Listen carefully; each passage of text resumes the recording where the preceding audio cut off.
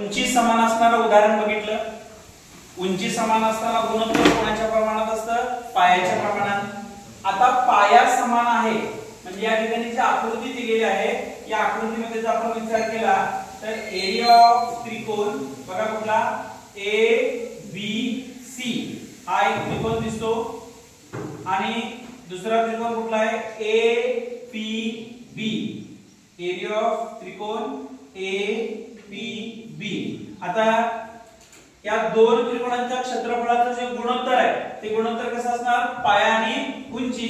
आता या ठिकाणी बघा एबीसी चा पाया काय आहे? AB आणि त्याची उंची काय आहे? H1 सॉरी उंची काय आहे? H1. त्याच्यानंतर दुसरा त्रिकोण आहे त्याचाही पाया काय आहे? AB आणि उंची काय आहे? H2. मग AB ला AB निघून गेलं राहिले काय? H1 भागिले H2. H it stand for H कशासाठी घेतला आपण? उंची.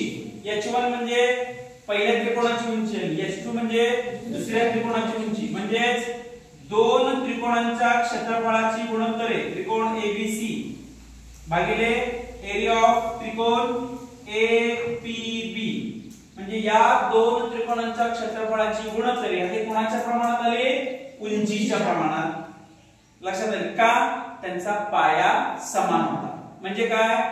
ज्या दोन त्रिकोणांच्या क्षेत्रफळाची गुणोत्तरामध्ये पाया समान असेल तर त्यांचं गुणोत्तर कोणाच्या प्रमाणात असणार आहे? उंचीच्या. कोणाच्या? उंचीच्या. समजलं का सगळ्यांना?